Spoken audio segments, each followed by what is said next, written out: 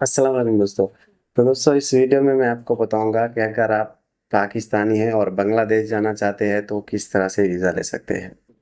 तो दोस्तों बहुत से लोग सोचते हैं कि हम टूरिस्ट वीज़े पे चले जाएंगे, किसी एजेंट से जाके वीज़ा ले लेंगे। तो मुझे भी बहुत से लोग फ़ोन करके यही पूछते हैं, भाई हमें टूरिस्ट वीज़ा चाहिए, वीज़ा लगा दीजिए और हम आपको इतने पैसे दे देंगे। तो विजिट वीज़े के कितने पैसे लगते हैं, तो ये सब सोचते हैं। तो दोस्तों सबसे पहले मैं आपको बता दूं, बांग्लादेश का टूरिस्ट वीज़ा कोई भी नहीं दे सकता, मतलब एम्बेसी भी आपको नहीं दे सकती। ठीक है, इतना इस इसके बाद मैं और क्या बोलूं। ठीक है, एम्बेसी भी आपको वीज़ा नहीं दे सकती। एम्बेसी में भी जो बंदा बैठा होता है ना, उसको आप बोले कि मैं आपको इतना पैसे दे रहा हूँ, आप मुझे विजिट वीज़ा लगा दीजिए या फैमिली वीज़ा, कोई भी वीज़ा लगा दीजिए, वो भी आपको वीज़ा नहीं लगा के दे सकता। ठीक है, तो बांग्लादेश के वीज़े का जो तरीकाकार है वो कुछ इस तरह से है। बांग्लादेश के वीज़े के लिए आपको बांग्लादेश का एक बंदा चाहिए होगा, जो आपका रिश्तेदार हो, आपका दोस्त हो, आपका जान पहचान वाला हो। तो उसको बोलते हैं स्पॉन्सर। ठीक है, तो वो आपका एक स्पॉन्सर होगा। तो बांग्लादेश का अगर आपको वीज़ा चाहिए तो बांग्लादेश में आपका कोई ना कोई स्पॉन्सर होना लाजमी है। ठीक है, कोई ना कोई आपके जान पहचान वाला होना लाजमी है। का स्पॉन्सर है, उससे आपको उसका आईडी कार्ड लेना है, उसके घर का बिजली का बिल का फोटो लेना है और उसके बाद उससे एक इनविटेशन लेटर लेना है। ठीक है, इनविटेशन लेटर जिसको दावतनामा बोलते हैं। ठीक है, तो इनविटेशन लेटर लेना है। इनविटेशन लेटर कुछ इस तरह से लिखना है। तो बहुत से लोगों को लगता है कि पता नहीं होता कि यार इनविटेशन लेटर में क्या लिखा जाता है, कैसे लिखना है। तो वो कुछ ऐसे लिखेगा, जैसे मैं किसी को बुलवा रहा हूँ तो मैं लिखूंगा, आई एम मोहम्मद रफ़ीक, ये मेरे अब्बू का नाम है, ये मेरे आईडी कार्ड का नंबर है, ये मेरा एड्रेस है। तो उसके बाद आप लिखेंगे कि ये मेरा दोस्त है, रिश्तेदार है, जो भी आपका रिश्ता हो, या मेरी वाइफ है या मेरा हस्बैंड है।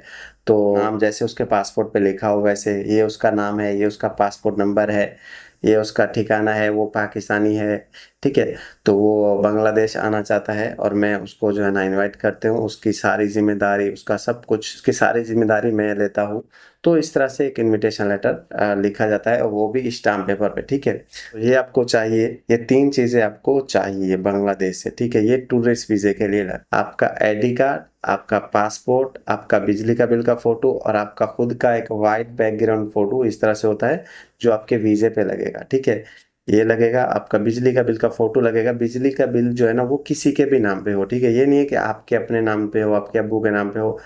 आपका घर में मीटर भी नहीं है फिर भी आसपास में पड़ोसी का, किसी इलाके का, किसी का भी हो तो वो चल जाएगा। ठीक, तो ये सब चीज़ें आपकी होनी चाहिए। ठीक है, तो ये ही सब डॉक्यूमेंट्स लगेंगे आपके बांग्लादेश के वीज़े के लिए। वीज़े का जो फार्म है वो आप ऑनलाइन पे भी फॉर्म फिलअप कर सकते हैं। फिलअप करके आपने क्या करना है, बांग्लादेश एम्बेसी में जाना है। अगर आप पंजाब से है या आप खैबर पख्तूनख्वा से है तो आप इस्लामाबाद में एम्बेसी है, F63 में। इस्लामाबाद में F63 में एम्बेसी है।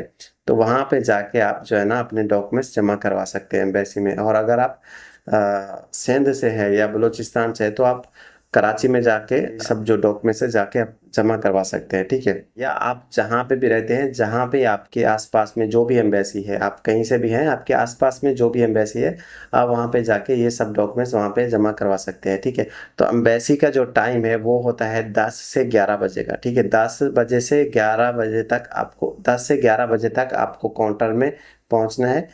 तो एक ही घंटा मतलब वो काउंटर खुला होता है, तो इस टाइम के दौरान ही आपको काउंटर में पहुंचना है। सैटरडे और संडे एम्बेसी बंद रहती है, तो आपको Monday, Tuesday, Wednesday, Thursday, Friday भी आप जा सकते हैं। तो ये सब दिनों में आप जा सकते हैं। काउंटर जब खुलेगा तो वो बंदा आपसे डॉक्यूमेंट्स मांगेगा। ठीक है, तो आपने जो भी डॉक्यूमेंट्स हैं आपने उसको देने हैं। वो आपसे पूछेगा कि आप किसके पास जाना चाह रहे हो। तो आप बोलेंगे कि मेरा दोस्त है या रिश्तेदार है, जो भी है। ठीक है, तो आप बोलेंगे कि उन्होंने मुझे बुलाया है और मैं बांग्लादेश जाना चाहता हूँ। तो वहाँ पे डरने की ज़रूरत नहीं है, ये आपका कोई इंटरव्यू नहीं होगा, सिर्फ नॉर्मली ऐसे वो आपसे पूछेंगे। तो वहाँ पे डरने की कोई ज़रूरत नहीं है, आप कुछ भी बोल सकते हैं। ठीक है, तो कि मैं घूमना चाहता हूँ या मुझे जाने का शौक है, जो भी है। ठीक है, तो आप बोल सकते हैं। तो कोई मतलब मुश्किल नहीं है, आप ईजी होके वहाँ, तो वो बंदा आपसे डॉक्यूमेंट्स ले लेगा। डॉक्यूमेंट्स लेके आपको बोलेगा कि ये जो डॉक्यूमेंट्स है ये मैं बांग्लादेश भेजूंगा। तो बांग्लादेश में आपकी पुलिस वेरिफिकेशन होगी। आपका जो दोस्त है उसके घर पे पुलिस जाएगी, वेरिफिकेशन करेगी कि आपका दोस्त है नहीं है, या ये जो डॉक्यूमेंट्स उसने दिए हैं या आपने दिए हैं ये सब कुछ ठीक है या नहीं है। तो उसके घर पुलिस जाएगी, पुलिस जाके उससे पूछेगी कि ये आपका क्या लगता है, क्यों आना चाहता है, तो मतलब बहुत सारे सवाल उससे करेंगे, उसके बाद उससे बहुत कुछ डॉक्यूमेंट्स मांगेंगे, ये ले आओ वो ले आओ, ऐसे करके बहुत जलील करेंगे, ठीक है। तो अगर आपकी पुलिस क्लियरेंस क्लियर हो जाती है, फिर भी एम्बेसी आपको नहीं बुलाएगी कि आप आइए आपका वीज़ा हो गया है, तो आपको खुद से ही ये सब कुछ करना होगा।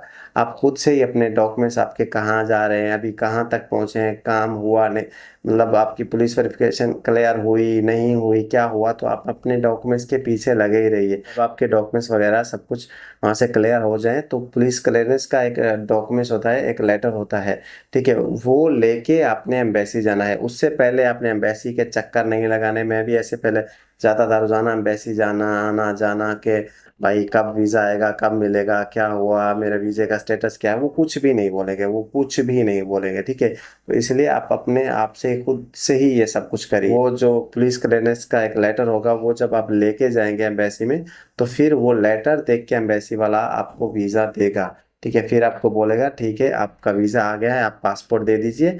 तब आपका पासपोर्ट वो ले लेगा। अगर आप सुबह के टाइम गए हैं तो आपको बोलेगा आपका पासपोर्ट रख के जाइए, शाम के 4-5 बजे आइए, आपका जो है ना वीज़ा लगा होगा, आप लेके जाइए, ठीक है। तो 4-5 बजे के दरमियान फिर वो आपको बुलाएंगे, आपसे 500 रुपये या 1000 या 1500 रुपये आपसे लेंगे, आपको वीज़ा लगा देंगे। उसके बाद आपकी मर्जी है, आप जब टिकट करवा के बांग्लादेश जाए, ठीक है।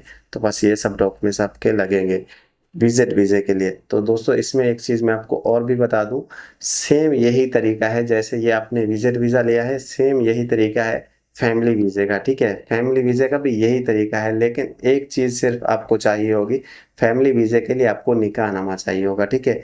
तो अगर आप किसी लड़की के पास जा रहे हैं तो मैं आपको यही बोलूँगा, आप टूरिस्ट वीज़े पे कभी भी मत जाइए। टूरिस्ट वीज़ा बहुत से कम लोगों को मिलता है, ठीक है। 100 में से शायद 5 से 10% लोगों को टूरिस्ट वीज़ा मिलता है, नहीं तो नहीं मिलता है।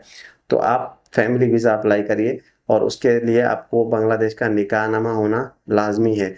और निकाहनामे डॉक्यूमेंट्स वो कैसे बनाने हैं, ये सब कुछ मैंने ऑलरेडी बहुत सी वीडियो बनाई हुई हैं, आप वो चेक कर सकते हैं, ठीक है। तो मैं आपको यही बोलूँगा, आप TF वीज़ा अप्लाई करिए, फैमिली वीज़ा उसको बोलते हैं, TF वीज़ा, ठीक है। तो वो अप्लाई करिए, और हाँ, उसका भी सेम यही तरीका है, सेम बाकी जो भी डॉक्यूमेंट्स मैंने बोला है सब कुछ वही लगेगा, सिर्फ आपका निकाहनामा इसमें चाहिए होगा, ठीक है। और लड़की का ID कार्ड चाहिए होगा, लड़की ही आपकी स्पॉन्सर होगी, सब कुछ, ठीक है। तो ये सब कुछ आपको करना होगा, उसके बाद आपको वीज़ा मिलता है, ठीक है। तो बहुत से फिर लोग बोलते हैं कि यार इसमें कितना पैसा लगेगा, तो देखिए पैसे का इसमें ऐसा है, आपके एम्बेसी में कोई पैसे नहीं लगते, वीज़ा लगने के आपके कोई पैसे नहीं लगते, लेकिन इसका जो प्रोसेस है ना उसमें आपके पैसे लगेंगे, ठीक है। जैसे आपने डॉक्यूमेंट्स वगैरह रेडी करने हैं तो उसमें पैसे लगे, आपने निकाहनामा बनाना है तो ज़ाहिर बात है उसमें बहुत सारे पैसे लगेंगे, काजी जो है ना बहुत सारे आपसे पैसे लेगा। तो उसके बाद जब आप पुलिस वेरिफिकेशन आपके घर होगी, तो तब भी आपके बहुत पैसे लगेंगे। पुलिस वाले जब भी आपके पास आपके घर में पुलिस वेरिफिकेशन करने के लिए जाएंगे, वो भी पैसे खाएंगे, ठीक है। उसके बाद मतलब जब तक आप आपकी पुलिस वेरिफिकेशन क्लियर नहीं होती, तो वो डॉक्यूमेंट्स बहुत सी जगह के मतलब के बहुत सा उसका डॉक्यूमेंट्स का बहुत बड़ा एक प्रोसेस होता है, वहाँ जाना, उस ऑफिस में, उस ऑफिस में, मतलब हर जगह ऐसे जाके आपको पैसे वगैरह दे के ही वो काम करवाना होगा। तो बगैर पैसे के वो काम कभी भी नहीं होगा, ठीक है। तो इसलिए आपके पैसे वगैरह खर्चा होंगे, ठीक है। और एम्बेसी में भी कभी कभी ऐसा होता है, बोलेंगे आपका वीज़ा नहीं आया, अगर आ भी गया पुलिस क्लियरेंस आपके पास है, फिर भी बोलेंगे वीज़ा नहीं आया, नहीं है, जो भी है, फिर वही तरीका है, पैसे दे के ही वो वहाँ से आप वीज़ा ले सकते हैं, ठीक है। तो ये सब पैसे वगैरह का जो है ना प्रोसेस है, वो सब ऐसे होता है, ठीक है। तो अभी आप समझ लीजिए कि कितना खर्चा होता है, ठीक है। तो बस ये सब है। उसके बाद होती है टिकट, तो जब आपका दिल करे टिकट करवा के आप जा सकते हो। और टिकट का भी मैं आपको बता दूं, आज के रेट में, अभी जैसे मैं बांग्लादेश में बैठा हूँ, तो आज के रेट में बांग्लादेश से पाकिस्तान जाने की जो टिकट का रेट है वो है 1,30,000 बांग्लादेशी, ठीक है। 1,30,000 बांग्लादेशी टका, आने और जाने दोनों साइड की टिकट का 1,30,000 टका। अगर आप पाकिस्तान से बांग्लादेश आ रहे हैं तब आपकी जो टिकट है वो आपको पड़ेगी, आने और जाने दोनों साइड की आपको टिकट लेनी है। एक टिकट पे कभी भी नहीं आना, ना आपको एयरपोर्ट से जाने देंगे, ये आप याद रखिए, ठीक है। तो दोनों साइड की आपको टिकट लेनी होगी। तो वो टिकट भी आपको 2,30,40 यहाँ यहाँ तक आपको पड़ेगी, ठीक है, आने जाने दोनों साइड की।